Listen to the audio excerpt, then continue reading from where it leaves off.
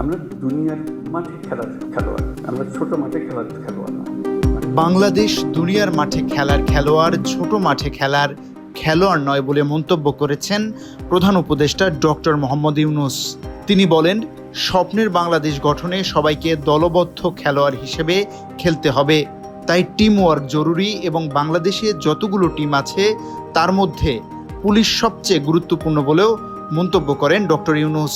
17 March সোমবার প্রধান উপদেষ্টার তেজগাঁও কার্যালয়ে আইনশৃঙ্খলা পরিস্থিতি নিয়ে পুলিশের 127 উচ্চপদস্থ কর্মকর্তার সঙ্গে বিশেষ বৈঠকে এসব কথা বলেন তিনি। প্রধান উপদেষ্টা বলেন, আমরা দুনিয়ার মাঠে খেলার খেলোয়াড়, বাংলাদেশ ছোট মাঠে খেলার খেলোয়াড় না।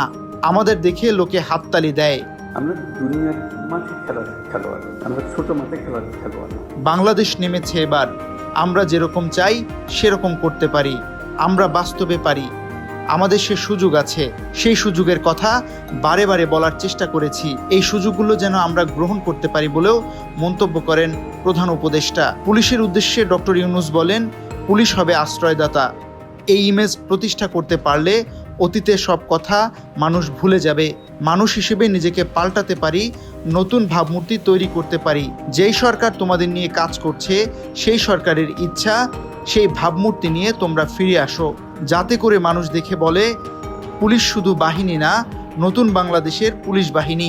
দেখলে যেন মনে হয় এই পুলিশ নতুন বাংলাদেশের পুলিশ বলেও মন্তব্য করেন ডক্টর মোহাম্মদ ইউনূস।